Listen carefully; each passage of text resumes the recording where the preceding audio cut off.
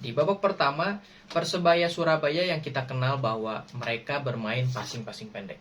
Menguasai bola, tempo pun biasa-biasa aja. Bukan cut inside dari wingnya. Hola, kembali lagi di channel Box to Box bersama gua Rifan. Seperti biasa, gua akan bahas pertandingan Liga 1, tepatnya hari ini, hari Minggu. Tadi sore ada pertandingan antara Persebaya Surabaya melawan Rans Nusantara.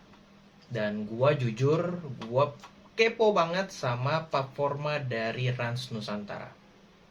Kali ini main di Surabaya, jadi target Surabaya adalah poin penuh. Kemungkinan Rans Nusantara targetnya adalah seri. Jadi kita langsung sokin aja ke babak pertama. Di babak pertama, Persebaya Surabaya yang kita kenal bahwa mereka bermain passing-passing pendek. Menguasai bola, tempo pun biasa-biasa aja, nggak cepet-cepet banget. Di awal-awal 20 menit pertama, gue melihat Persebaya ini lebih unggul dari sisi kreativitas. Terutama ketika Zé Valente pegang bola, itu dia bisa alirin kemana aja. Kadang ke kanan, kadang ke kiri, dan dari situ bisa umpan crossing datar, cuman belum ada yang nyambut. Nah, setelah 20 menit awal, gue melihat Zé Valente ini agak sedikit menurun.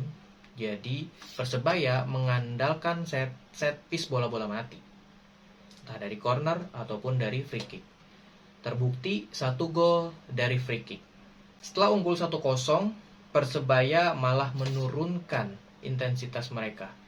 Jadi gue melihat ya nggak ada daya kreativitas lagi nih dari lini tengahnya ataupun dari sayapnya yang cenderung monoton, memaksa masuk terus-menerus. Sedangkan Rans Nusantara, gue melihat mereka bermain sabar, mereka bermain menunggu.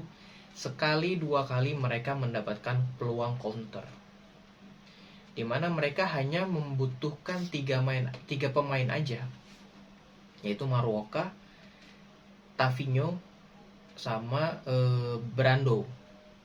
3 pemain itu aja di depan itu udah cukup membuat peluang, dimana si Rahman kalau nggak salah itu mendapatkan peluang di kotak penalti, tapi masih bisa di save.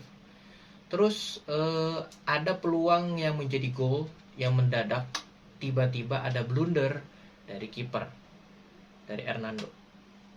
Skornya jadi 1-1. Terus menjelang menit akhir babak pertama, Rans Nusantara beberapa kali dapat peluang, dan salah satunya bisa menjadi gol. Maroka masuk ke dalam kotak penalti, terus ke lini kedua. Ada si Rahman di situ. Rans Nusantara unggul 2-1. Di babak kedua, tentu Persebaya Surabaya dengan template-nya, dengan formatnya melakukan hal yang sama seperti di babak pertama. Menguasai bola, melakukan cut inside dari wingnya, tapi ya gitu-gitu aja, kurang efektif gitu. Dan gue melihat Zé Valente justru malah makin drop, nggak kelihatan. Akhirnya Zé Valente diganti sama si Tony kalau nggak salah. Nah, Tony ini membawa berkah, dimana Tony menciptakan assist, memberikan true pass kepada pemain Persebaya, dan dia bisa selesain di situ. Akhirnya skornya menjadi 2-2. Dan setelah 2-2 ini, menjelang sampai akhir, gue melihat Rans Nusantara itu semakin menjadi-jadi. Mereka dapat peluang banyak di menit-menit akhir, tapi sayangnya gak bisa dijadiin gol.